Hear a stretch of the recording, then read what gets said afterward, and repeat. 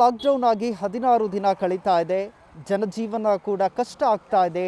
ದಿನನಿತ್ಯ ಒಂದು ಹೊತ್ತಿನ ಅನ್ನಕ್ಕಾಗಿಯೂ ಕೂಡ ಪರಿತಪಿಸುವಂತಹ ಪರಿಸ್ಥಿತಿ ಇದೆ.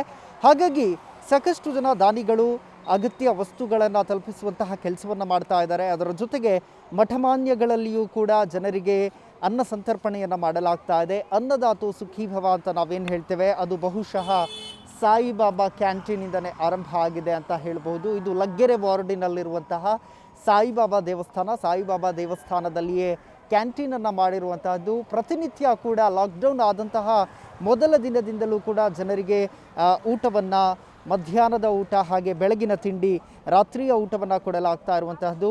ಅಂತರವನ್ನು ಕಾಯ್ದುಕೊಂಡು ಜನ ನಿಂತ್ಕೊಳ್ತಾರೆ. ಅದರ ಜೊತೆಗೆ ಸ್ಕೌಟ್ಸ್ ಆ್ಯಂಡ್ ಗೈಡ್ಸ್ನ ಕೆಡೆಟ್ ಕೂಡ ಅವರನ್ನು ಅಂತರ ಕಾಯ್ದುಕೊಳ್ಳುವಂತೆಯೂ ಕೂಡ ಮಾರ್ಗದರ್ಶನವನ್ನು ಮಾಡ್ತಾ ಇರುವಂತಹದ್ದು. ಸೊ ಒಂದು ವೇಳೆ ಅಂತರವನ್ನು ಕಾಯ್ದುಕೊಳ್ಳದೆ ಇದ್ದರೆ ಅವರಿಗೆ ದೂರ ಇರಿ ಅನ್ನುವಂತಹ ಒಂದು ಗೈಡೆನ್ಸನ್ನು ಕೂಡ ಕೊಡ್ತಾರೆ. ಹೀಗೆ ಸರತಿ ಸಾಲಿನಲ್ಲಿ ಬಂದು ಎಲ್ಲರೂ ಕೂಡ ಅನ್ನ ಸಂತರ್ಪಣೆಯನ್ನು ಸ್ವೀಕಾರ ಮಾಡ್ತಾ ಇರುವಂತಹದ್ದು. ಸೊ ಇದು ಲಗ್ಗೆರೆ ವಾರ್ಡಿನ ನಾರಾಯಣಸ್ವಾಮಿ, BJP ಮುಖಂಡ ನಾರಾಯಣಸ್ವಾಮಿ ಏನಿದ್ದಾರೆ, ಅವರ ನೇತೃತ್ವದಲ್ಲಿ ಜನರಿಗೆ 3 ಹೊತ್ತಿನ ಊಟವನ್ನು ಕೊಡುವಂತಹ ಒಂದು ಕೆಲಸವನ್ನು ಮಾಡ್ತಾ ಇರುವಂಥದ್ದು. ಅಂದರೆ ಲಾಕ್ಡೌನ್ನ ಪರಿಸ್ಥಿತಿಯಲ್ಲಿ ಬಡವರಿಗೆ ಪ್ರತಿನಿತ್ಯ ಒಂದು ಹೊತ್ತಿನ ಊಟಕ್ಕಾಗಿಯೂ ಕೂಡ ಪರಿತಪಿಸುವಂತಹ ಪರಿಸ್ಥಿತಿ ಇರುವಂತಹ ಜನ ಬಂದು ಒಂದು ಆಹಾರವನ್ನು ಸ್ವೀಕಾರ ಮಾಡ್ತಾರೆ. ಪ್ರತಿನಿತ್ಯ 5,000ಕ್ಕೂ ಹೆಚ್ಚು ಮಂದಿಗೆ ಉಪಹಾರ ಮತ್ತು ಮಧ್ಯಾಹ್ನದ ಊಟ ಹಾಗೆ ರಾತ್ರಿಯ ಊಟವನ್ನು ತಲುಪಿಸುವಂತಹ ಕೆಲಸವನ್ನು ಮಾಡ್ತಾರೆ. ಈಗ ಈ ಬಗ್ಗೆ ಲಗ್ಗೆರೆ ನಾರಾಯಣಸ್ವಾಮಿ ಅವರನ್ನೇ ಮಾತಾಡಿಸೋಣ. ಸೊ ಒಳ್ಳೆಯ ಕೆಲಸವನ್ನು ಮಾಡ್ತಾ ಇದ್ದಾರೆ. ಅನ್ನದಾತು ಸುಖೀಭವ ಅಂತ ನಾನು ಆಗಲೇ ಹೇಳ್ತಾ ಇದ್ದೆ. ಸೊ ಅದರಂತೆಯೇ ಕೂಡ ಜನರಿಗೆ ಅವರ ಮನೆಯಿಂದಲೇ ತರುವಂತಹ ಪಾತ್ರೆ ಪಗಡೆಗಳಲ್ಲಿ ಆಹಾರವನ್ನು ನೀಡುವಂತಹ ಕೆಲಸವನ್ನು ಮಾಡ್ತಾ ಇರುವಂಥದ್ದು. ಸೊ ಲಗ್ಗೆರೆ ನಾರಾಯಣಸ್ವಾಮಿ ಅವರಿದ್ದಾರೆ, ಮಾತಾಡಿಸೋಣ ಸರ್. ಈಗ ಓಕೆ ಸರ್, ಈಗ ಪ್ರಮುಖವಾಗಿ ಯಾವತ್ತಿಂದ ಶುರು ಮಾಡಿದ್ರಿ ಇದನ್ನು, ಅನ್ನ ಸಂತರ್ಪಣೆಯನ್ನು? ಸಾಯಿ ಕ್ಯಾಂಟೀನ್ ಎಷ್ಟು ಕಡೆಗಳಲ್ಲಿ ಕೆಲಸ ಮಾಡ್ತಾ ಇದೆ ಅಂತ? ಭಾನುವಾರದಿಂದ ಪ್ರಾರಂಭ ಮಾಡಿದ್ವಿ. ಸೋಮವಾರ ನಮ್ಮ ನಾಯಕರಾದಂಥ ಅಶೋಕಣ್ಣವರು ಉದ್ಘಾಟನೆ ಮಾಡಿದ್ಮೇಲೆ ಅದು ಇನ್ನೂ ಸ್ವಲ್ಪ ತೀವ್ರಗತಿ ಆಯಿತು. ಈಗ ಸಾಯಿ ಕ್ಯಾಂಟೀನ್ ಲಗ್ಗೆರೆ ವಾರ್ಡ್ 1ರಲ್ಲಿ 19 ಕ್ಯಾಂಟೀನ್ ಇದೆ. ಏಕೆ ಅಂತಂದರೆ ಜನ ಒಂದು ಕಡೆ ಸೇರಬಾರ್ದು ಅಂತ ಒಂದು ಟೈಮ್ಗೆ ನಾವು ಪ್ಲ್ಯಾನ್ ಮಾಡಿದ್ದು 2,000, ಬಟ್ ಇವತ್ತು ಒಂದು ಟೈಮ್ಗೆ 4,000ವರೆಗೂ ಜನ ಊಟ ತೊಗೊಳ್ತಿದ್ದಾರೆ.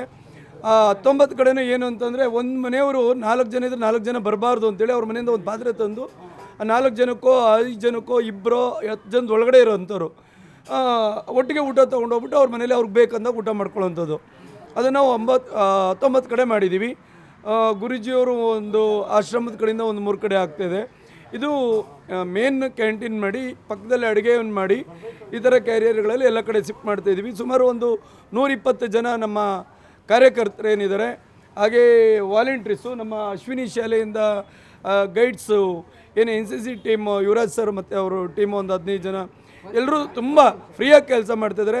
ಬೆಳಗ್ಗೆ ಮತ್ತು ಯಾವುದಾದ್ರೂ ರೀತಿ ಒಂದು ತಿಂಡಿ ಇರುತ್ತೆ, ಸಂಜೆ ಅನ್ನ ಸಾರು ಇರುತ್ತೆ. ಅದು ಪೌಷ್ಟಿಕ ಆಹಾರಕ್ಕೆ ಪ್ರಾಮುಖ್ಯತೆ ಕೊಟ್ಟಿದ್ದೀವಿ. ತರಕಾರಿಗಳು ಮತ್ತು ಕಾಳುಗಳನ್ನು, ಅದರಲ್ಲಿ ಕಾಳುಗಳನ್ನು ಮೊಳಕೆ ಕಟ್ಟಿ ಮಾಡಿ ಕೊಡ್ತಕ್ಕಂಥದ್ದು, ಈ ಥರ ಕೆಲಸಗಳನ್ನು ಮಾಡ್ತಾಯಿದ್ದೀವಿ. ಹೆಚ್ಚಿನ ಫ್ರೆಶ್ ಆದಂಥ ತರಕಾರಿ. ಅಡುಗೆ ಮಾಡೋಂಥವ್ರಂತೂ ಅಲ್ಲೇ ಉಳ್ಕೊಂಬಿಟ್ಟಿದ್ದಾರೆ, ಅಲ್ಲೇ ರೂಮ್ ಕೊಟ್ಟಿದ್ದಾರೆ ಗುರೂಜಿಯವರು. ಅಡುಗೆ ಮಾಡೋರೆಲ್ಲ ಅಲ್ಲೇ ಉಳ್ಕೊಂಡಿದ್ದಾರೆ, ಕ್ಲೀನಿಂಗ್ ಅವರು ಅಲ್ಲೇ ಉಳ್ಕೊಂಡಿದ್ದಾರೆ. ತೊಗೊಂಡೋಗಿ ಕೊಡೋರೇ ಬೇರೆ ಇರ್ತಾರೆ, ಬಡಿಸೋರೇ ಬೇರೆ ಇರ್ತಾರೆ. ಒಬ್ರಿಗೊಬ್ರು ಲಿಂಕ್ ಇಲ್ಲದೇ ಇರೋದ್ರಿಂದ ಸ್ವಚ್ಛವಾಗಿ ನಡೀತಾ ಇದೆ. ನಾವು ಪ್ರಾರ್ಥಿಸೋದು ಇಷ್ಟೇ, ಲಗ್ಗೆರೆ ಗ್ರಾಮ ದೇವತೆ ದುಗ್ಲಮ್ಮ ಮತ್ತು ನಾವು ಸಾಯಿ ಬಾಬನ ಹತ್ರ ಬೇಗ ಈ ಕೊರೋನಾ ಮುಕ್ತ ಆಗಲಿ, ದೇಶ ಎಲ್ಲರೂ ಶಾಂತಿಯಿಂದ ನೆಮ್ಮದಿಯಿಂದ ಬದುಕೋಂಗೆ ಆಗಲಿ. ಮತ್ತು ಇವತ್ತು ದಿನ ದಿನ ಜಾಸ್ತಿ ಆಗ್ತಿತ್ತು ಜನ. ಬೆಂಗಳೂರಿನಲ್ಲಂತೂ ಅದರ ಪ್ರಮಾಣ ಇಲ್ಲಿನ ಜನಸಂಖ್ಯೆ ನೋಡ್ಕೊಂಡಿದ್ರೆ ಇವತ್ತು ಲಕ್ಷಾಂತರ ಹೋಗಬೇಕಿತ್ತು. ಜನರು ಸ್ಪಂದಿಸಿದ್ದಾರೆ. ಎಷ್ಟು ಕಷ್ಟದಲ್ಲಿದ್ದರು, ಊಟ ಇಲ್ದಿದ್ರು ಮನೇಲಿ ಕುಂತಿದ್ದಾರೆ. ಹಾಗಾಗಿ ಹಾಗಾಗೋದು ಬೇಡ, ಅಂಗಡಿ ತರಕಾರಿ ಮಾರ್ಕೆಟ್ಗೆ ಹೋಗಿ ಜನ ತುಂಬೋದು ಬೇಡ ಅಂಥೇಳಿ ನಾವು ಇದನ್ನು ಮಾಡಿದ್ದೀವಿ. ಇದಾದಮೇಲೆ ಲಗ್ಗೆರೆಯಲ್ಲಿ ಮಾರ್ಕೆಟ್ಗಳಲ್ಲಿ ಅಲ್ಲಿ ಇಲ್ಲಿ ತುಂಬ ಜನ ಕಡಿಮೆ ಆಗಿದ್ದಾರೆ, ತುಂಬ್ಕೊಳ್ತಾಯಿದ್ರು ಅಂಗಡಿಗಳಲ್ಲೆಲ್ಲ. ಅವ್ರಿಗೇನು ಸಬ್ಸ್ಟೆಂಟಾಗಿ ಊಟ, ಅದು ನಾವು ಯಾವುದೇ ಟೇಸ್ಟಿಂಗ್ ಪೌಡ್ರು ಇನ್ನೊಂದು ಮಾಡದೆ ಮನೆ ಥರ ಎಲ್ಲರೂ ಅಡುಗೆಯವರು ಅಂದರೆ ಅವರೇನು ಬಿಟ್ರೆ ಅಂತಲ್ಲ, ನಮ್ಮ ಸ್ನೇಹಿತರುಗಳೇ ನನ್ನ ವಾರ್ಡ್ಲಿ ಅಡುಗೆ ಕೆಲಸ ಮಾಡ್ತೀನಿ ಅಂತಾರೆ ಸೇರಿಕೊಂಡಿದ್ದಾರೆ. ಎಲ್ಲರೂ ಸಹ ನಾವು ಒಟ್ಟಾಗಿ ಭಾಳ ಪ್ರೀತಿಯಿಂದ ಜನರಿಗೆ ಊಟ ಮಾಡಿ ಕೊಡ್ತಾಯಿದ್ದೀವಿ.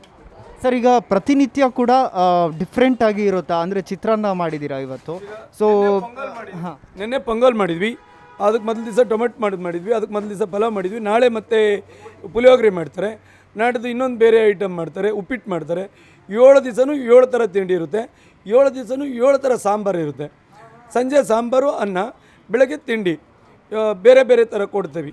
ಅಂದರೆ ಪ್ರಮುಖವಾಗಿ ಪ್ರತಿನಿತ್ಯ ಕೂಡ 2 ಹೊತ್ತಿನ ಊಟವನ್ನು ಕೊಡುವಂತಹ ಕೆಲಸವನ್ನು ಮಾಡಲಾಗ್ತಾ ಇದೆ. ಅದರ ಜೊತೆಗೆ ಇವತ್ತು ಮಾಡಿದಂತಹ ತಿಂಡಿ, ಇವತ್ತು ಮಾಡಿದಂತಹ ಊಟವನ್ನು ನಾಳೆ ಮಾಡೋದಿಲ್ಲ. ಸೊ ಅದರಲ್ಲಿ ಬೇರೆ ರೀತಿಯಾದಂತಹ ಬದಲಾವಣೆಗಳಿರುತ್ತೆ. ಇವತ್ತು ಚಿತ್ರಾನ್ನ ಇದೆ, ನಾಳೆ ಪುಳಿಯೋಗರೆ ಇರುತ್ತೆ. ಹೀಗೆ ಬೇರೆ ಬೇರೆ ರೀತಿಯಾದಂತಹ ಮನೆಯಲ್ಲಿ ಯಾವ ರೀತಿ ಟೇಸ್ಟಿಯಾಗಿ ಮಾಡಿ ತಿಂತಾರೋ ಅದೇ ರೀತಿಯಾದಂತಹ ಆಹಾರವನ್ನು ಜನರಿಗೆ ಕೊಡುವಂತಹ ಕೆಲಸ ಆಗ್ತಾ ಇದೆ. ಲಾಕ್ಡೌನ್ ಎಲ್ಲಿಯ ತನಕ ಇರುತ್ತೋ ಅಲ್ಲಿಯ ತನಕ ಜನರಿಗೆ 2 ಹೊತ್ತಿನ ಊಟವನ್ನು ಕೊಡುವಂತಹ ಜವಾಬ್ದಾರಿ ನಮ್ಮದು ಅನ್ನುವಂತಹದನ್ನು ಸಾಯಿ ಕ್ಯಾಂಟೀನ್ನ ಮೂಲಕ ಜನರಿಗೆ ತಲುಪಿಸುವಂತಹ ಕೆಲಸವನ್ನು ಲಗ್ಗೆರೆಯ ನಾರಾಯಣ ಸ್ವಾಮಿ ಅವರು ಮಾಡ್ತಾ ಇರುವಂಥದ್ದು. ಇದು ಸಾಮಾಜಿಕ ಕಳಕಳಿಯನ್ನು ಇಟ್ಕೊಂಡು ಮಾಡ್ತಾ ಇರುವಂತಹ ಕಾರ್ಯ. ಹಾಗಾಗಿ ಅವರಿಗೊಂದು ಹ್ಯಾಂಡ್ಸ್ ಆಫ್ ಹೇಳಲೇಬೇಕು. ಕ್ಯಾಮ್ರಾ ಪರ್ಸನ್ ಶಿವಕುಮಾರ್ ಜೊತೆ ಸೈಯದ್ ಹಿದಾಯತ್, ಸುವರ್ಣ ನ್ಯೂಸ್, ಬೆಂಗಳೂರು.